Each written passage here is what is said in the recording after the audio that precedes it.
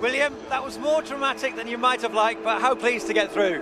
Yeah, of course, it was a tough game against a top team. We know it's always hard to play against Palace, but I think we did well. We scored almost at the end, and apart from my mistake, who helped us to score at the end, we played well. Kepa was good today, so yeah, we are so happy to be in semi-final now. You created so many chances, particularly in the first half. When you did get the lead, were you thinking that was enough? Yeah, of course, first half we played so well, but we knew that it was not enough because we have to score. But at the end we score, but yeah, unfortunately we conceded at the end of the game, but yeah, at the end Kepa saved us in the penalty show, so we are so happy to have him, and we are so happy to be in the semi-final. Kepa, you had a relatively quiet night, but then when the goal goes in at the end, you're thinking that's possibly the worst scenario. Well, I think we should take a couple of opportunities that we had in the first half. I think we played so well, then they changed, they adapt a little bit, and second half was like more 50-50. Even like this, we had big chances, and yeah, it's something that we have to improve. We conceded in a couple of games in the last minute, so something that we have to improve and focus on that. When it goes deep into a penalty shootout like that and the goals just keep going in and in and in, what is your mindset? You think I just need to get hold of one? You have to keep the cool and think in the next one. Be focused, don't lose your focus, is important, because as soon as you save one, maybe it's decisive. And William, this game is all about winning silverware. This is a great chance now, you're in the semi-finals. Yeah, we are so happy to be in semi-final. You have to take you have to learn the lesson from last season, because we got the semi-final last season, but we lost the two games. So now this season we want to win both games, and we want to go in the final. Well done both of you. William is the Carabao Cup player of the match. Do the honours, Kepa. Of course. Big game.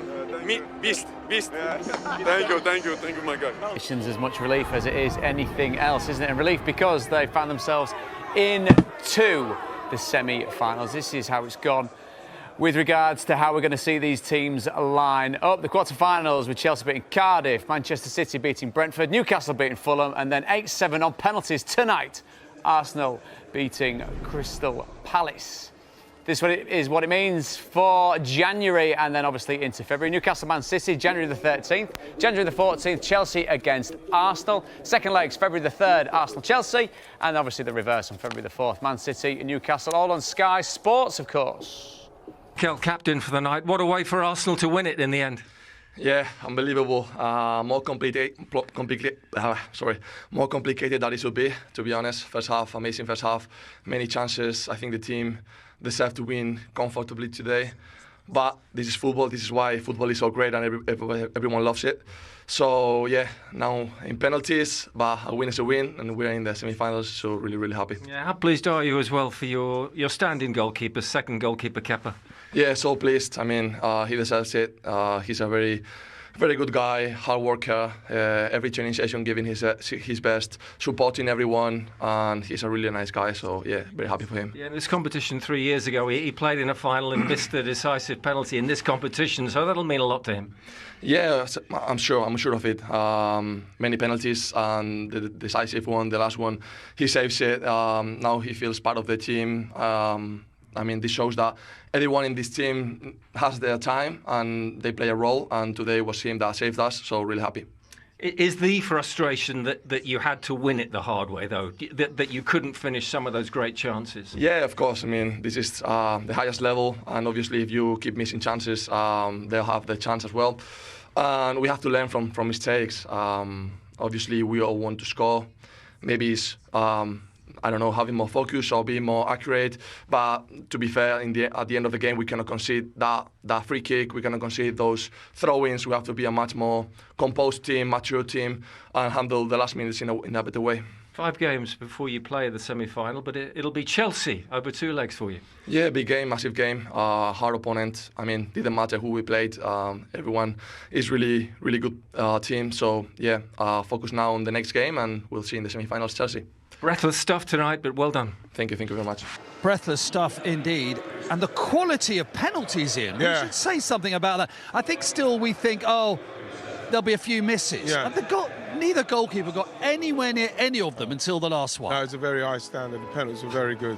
To the point then, because what happens when you do that, you think, well, I don't fancy him, I don't fancy him. And then, bam, he takes another great penalty. But, like, the goalkeeper didn't have any chance apart from that one what he took there at the end, Lacroix, and he got down to it, Kepa. Well done to him. I mean, Maxence Lacroix, as we said, along with Mark Gahey, no one's played more minutes. Sometimes Johnny just says, not my night. I've scored an own goal and I missed the vital penalty. That's just football sometimes, isn't it? That is. It's a cruelty of it. Yeah. Sometimes it comes and raises its head like that on nights like this. But he's an outstanding player and an outstanding servant, first and foremost, for this club. And this is just one of those nights where it didn't quite fall for him. No, absolutely. Ian, do you think Arsenal will sit there and go, bearing in mind the first half of the chances they created, that they'll go, actually, we just about deserve that? Well, it's something that they're going to have to really focus on for the rest of the season, you know, being ruthless enough to finish these games. And then, if you haven't finished those games, then being defensive enough to see them out, because I think the foul from William Saliba at the end there, it's a poor foul to give away. Mikel Merino said as much, didn't he, in that interview? For a player of his experience, it's a terrible foul to give away. And you kind of felt it in the air that something was coming, because Palace were so much better in the second half. And in the end, you know, obviously the penalty shootout did it for them. But like, it was the decisions that were made in that game was something that you have to look at if you're Arsenal. They defended the corners on the whole, Palace, very well. I know they conceded 4 goals from set pieces at Ellen Road. But up until when Arsenal scored, they dealt with everything from a set-piece point of view, hadn't they? They absolutely did. And I think when you look at it, you know, the first half, you know, probably wasn't their best performance and there was a lot of chances created, but they dealt with it really well. And you see here, I mean, you have to give credit to the quality of delivery from Saka, obviously. Arsenal make it very, very difficult, and it becomes a bit of a pinball in there, and it's unfortunate. It's just bounced to Maxence Lacroix, and it's just tried to obviously flip it away. I mean, it's almost instinctive, isn't it, that he's trying to jab the ball away, which of course he is. He's the thing is, as a defender, you can't leave it. No, of course you can't. Because someone else is going to take it, so it's just a real unfortunate one, and obviously Mark and Benitez couldn't really stop it on the line. No, it's one of the like what Joel said there, it's the ball in. It's caused the confusion there, and then it's right in amongst the bodies, and then it's like a pinball, and then, you know, unfortunately it's come off the defender. Yeah. And then, as Ian's just said, Saliba giving away that free kick. You know, as a defender, you're going, don't do anything stupid, you know, just see the game out. And when this happens, I mean, it's just, you're thinking, hang on a second, you're inviting pressure, which you just don't need to do there. Yeah, I think he'll look back on that on reflection, but yeah, I think you can't take away, like, again, the ball there. I think they overloaded the back post there, and Jefferson Lerma, we know what sort of kind of leap he's got, and he just puts it back into an area, and Mark is on the move. Brilliant, yeah. And he's kind of he's seen that instinct. His movement there, Joel, was really good from a defender, because the ball's in the air to Jefferson Lerma, and he's already on the move.